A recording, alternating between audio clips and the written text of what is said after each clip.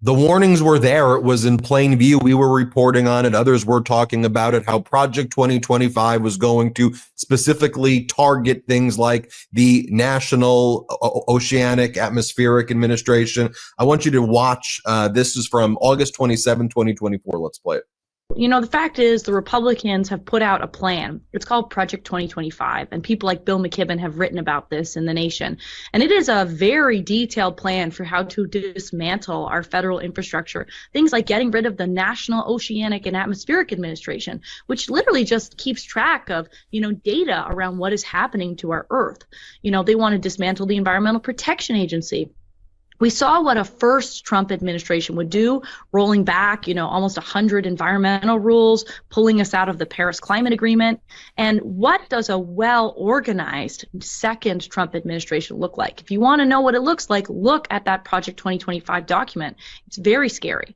By contrast, what the Biden folks want to do is they want to keep delivering. And then Donald Trump said, I know nothing about Project 2025, which of course he did. And then all of the reporting out there was trying to fact check people who said, no, here's what they're going to do. And then all the fact checkers and corporate news would say, but he's saying that he's not going to do those things. So we think that you're just being a fear mongerer. And it's like, no, this is what he's saying he's going to do. Well, here we are right now. He's ripped apart the NOAA. He's ripping apart FEMA. He's ripping apart all of these critical agencies in addition to, ripping apart, defense apparatus, the government shutdown. This is, let me show you this. This is a Russ vote right here. But talking about what Trump's real priorities are, which is changing the Rose Garden to a club, buying Qatari jets and things like that. Here, let's play this clip. The president is revamping the Rose Garden for a second time. He's overhauling a 747, spending billions of dollars when it's only going to be used as Air Force One for possibly a year. Are you concerned about that spending too? We have a lot of administration priorities, and I hope what you've learned from our first term, this term, like we need to spend in areas. We need ships. We need aircraft. We need a new presidential plane that's been in the works and been delayed. Yeah, that's where their priorities are. $1 commemorative Trump coins, 90,000 square foot ballrooms, UFC fights in front of the White House, taxpayers funding Donald Trump's golf outings, including during the government shutdown. Meanwhile, things like NOAA are getting gutted and dismantled. So I want to bring in Monica Medina, former Assistant Secretary of State for Oceans and International Environmental and Scientific Affairs, was within the State Department. And then before that, during the Obama administration, the former Principal Deputy Undersecretary at NOAA, the National Oceanic and Atmospheric Administration, which is like the number 2 right there, but the day-to-day kind of, one of the day-to-day leaders of what was going on in NOAA.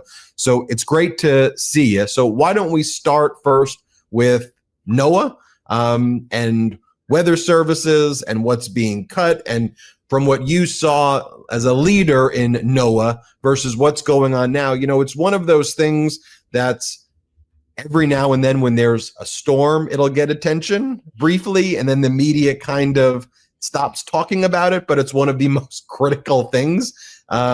We've seen so many natural disasters that have been taking place already that kind of get swept under the rug. I mean, we've heard so many situations across the country where dozens of people have died in the past 6 months. And in normal times, we kind of talk about it, but now it's somehow like maybe half a day story. We still talk about it here. So first off, great to see you. Great to have you on. Would love to hear from you on that. Thank you so much, Ben, for having me. And thanks for everything you do every day to bring all of this to light.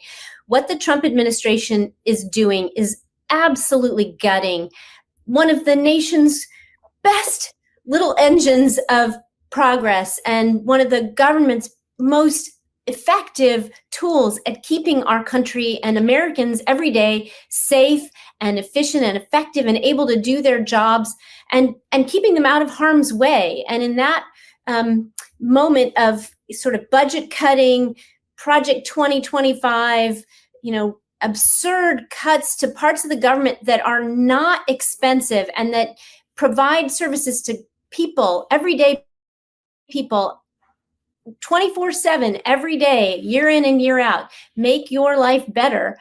It's tragic.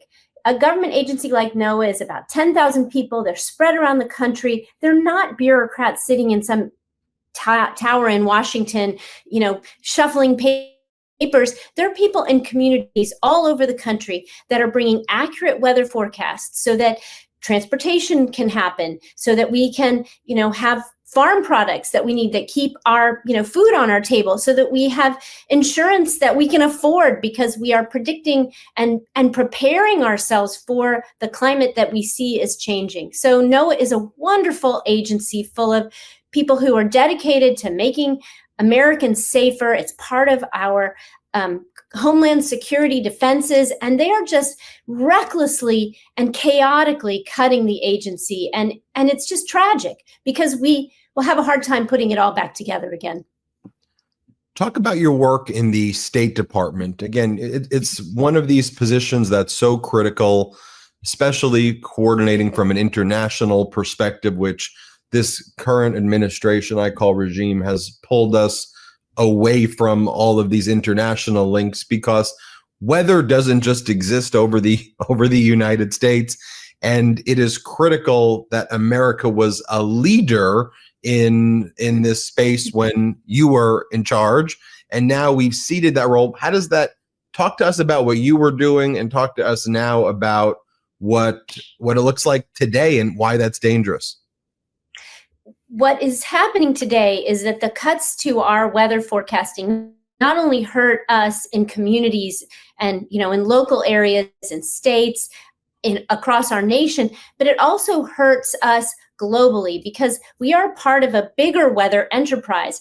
The weather systems that we experience are not localized at all. In fact, they're part of a Earth system, and without observations from all over the world, we can't make the best forecasts for us, and we can't help others who need those forecasts. And so we will be more and more dependent on, say, the European satellites and their forecasts, but we aren't paying for them and we're not cooperating and we're not providing them data. So we're kind of letting down the rest of the world, and we're creating the conditions where, say our transportation systems, our airplanes, our ships need accurate forecasts, our military defenses need accurate forecasts around the world. We'll be less and less capable of doing that the more we degrade our own weather service. And who's going to catch up to us? China. We have always had a better weather forecasting capability than the Chinese. But the minute we start to degrade ours, they're going to continue to invest just like they have in things like chips and in solar panels and batteries and everything else in the technology realm where they're trying to catch us or passing us. This is going to be just another place where we lose our edge. And we are incredibly dependent on our weather forecasts because our country is so big and our weather is so dynamic. We really need these forecasts to be the best they can be in order for our economy to hum, for us to have the kind of efficiency and effectiveness that we've gotten used to. We used to not be able to anticipate when a big storm would come and we'd have all kinds of flight cancellations and people would be stranded in all kinds of places. And now we can see those things coming and we can plan for them. The same thing happens, if there's a storm and our ports need to shut down, we can plan for that. There are really important business needs that these weather forecasts rely on. And we've been a good partner globally in the World Meteorological Organization. And we've partnered with lots of other countries. And now we're going to be letting them down and degrading our own forecasts at the same time. Talk about the human toll this shutdown is having. And really before the shutdown, it feels to me that Trump likes this shutdown because it gives him an excuse to do what he was frankly doing already. I mean, to me, the government before was in a de facto shutdown with all of the terminations and reduction in forces. And you know these people well. I mean, you led huge teams of hundreds, thousands of people in these agencies. And I don't think the country knows who these these are human beings. These are people who are scientists, who have areas in expertise, who would quietly show up to work. It wouldn't be on Every TV. Right. They every day doing the work, compiling data, working in teams to do a service for this country, not for fame or fortune, just to do it. And they're suffering. I know you've been speaking to a lot of them since the beginning of this administration when they started implementing Project 2025. I know right now, too, during the government shutdown, the same. Talk to us. How has that changed? How has that progressed? Tell us about that. So let me talk to you about two things that I think tell the story. First is during the first Trump administration, some of you probably remember that time when the President Trump took out a Sharpie and changed the hurricane forecast. And I mean, he did something that had never been done before. He politicized the weather. He was doing it for his own political purposes. And that put our whole weather enterprise kind of on its back foot. A poor young meteorologist in charge in Alabama actually started getting calls and corrected that forecast that the president had improperly changed. And he was then the subject of retribution in the agency. And the person who was the lead in the agency at the time is the very person that the Trump administration has nominated and who looks like he will be confirmed any minute now. So the risk is that they will politicize the weather. On top of that, they are devastating the agency with personnel cuts, and those have already happened. They've already cut hundreds of people. The Weather Service was a kind of shorthanded, very really well-managed, efficient and effective, and oftentimes understaffed, even in good days. When we had plenty of budget, it's hard to find people to fill these jobs everywhere around the country where we needed them. But then they willy-nilly cut people, and they cut away some of the key people in these agencies. So meteorologists in charge are the people who kind of run the forecast offices in regions of the country. And I don't mean big regions, I mean sometimes within a state. So take the state of Texas. The meteorologist in charge of the area where the devastating storm hit this summer and where so many people were tragically killed by the storm, the meteorologist in charge position was empty. And what does that mean? Well, yes, the forecast was issued because the people who were there still trying to hold the whole operation together, even though they were shorthanded, were able to issue the forecast. But what doesn't happen is the person who knows how to get in touch with the camp administrator at those camps isn't able to make the calls because that person's gone. And so we lose the connective tissue that is a key part of our social fabric, our safety net, the way that we respond to these disasters as a community. And those people, like I said, are not bureaucrats sitting in Washington behind some desk pushing paper, unlike the FEMA administrator at the time who was too busy to show up to work over that weekend. These are people who show up every day, and they don't make their forecasts based on how they voted in the last election. They do it in order to keep people safe. But when we have huge holes in the actual staffing of these agencies, things fall through the cracks. And that's just a good example of a place where, yes, the storm forecast was out and it was on time, but we lost some of the people who are crucial to keeping everyone safe when, a storm happens in the middle of the night, which happens a lot.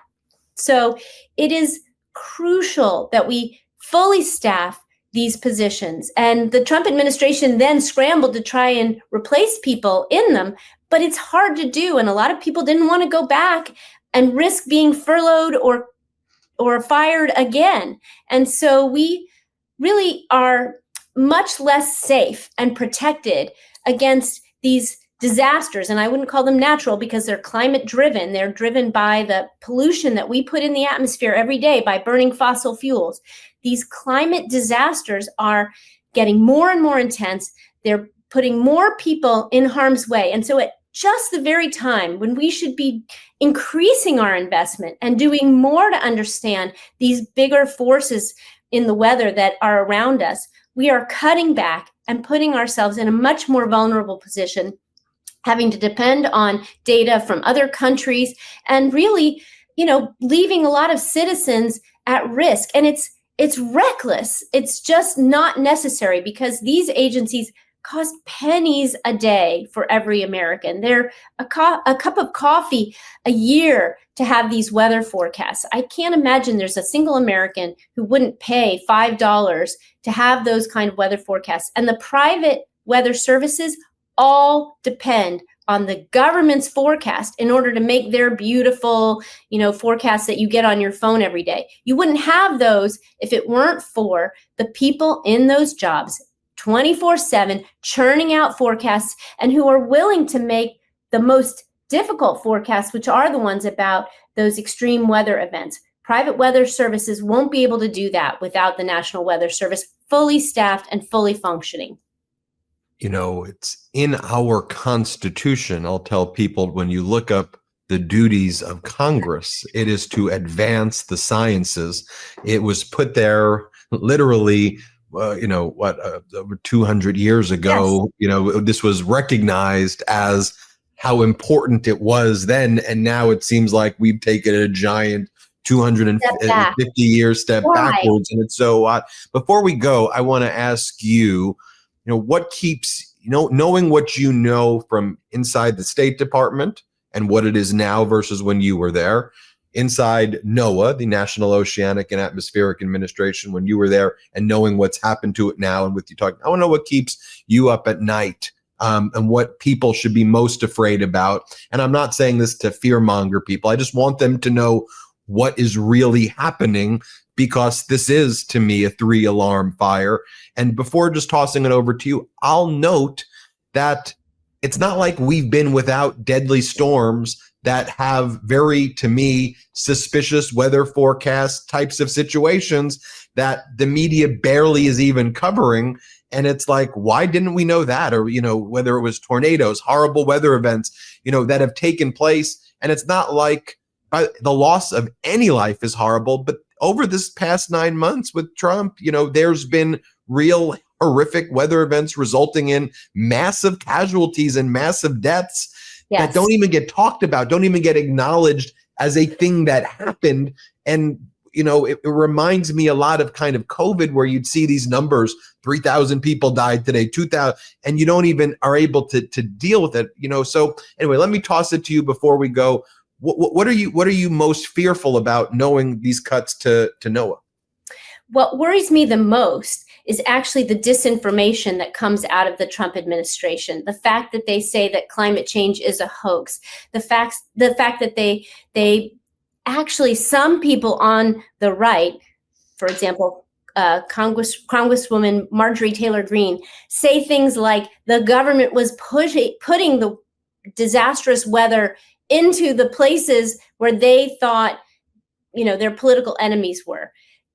That there was some kind of weather, modification happening out there to put people in harm's way by Democrats. That's insane. That's just not true. And that's what worries me the most, because it erodes the public's confidence in those very forecasts that have never been politicized before, that have always just been based on the science and our data.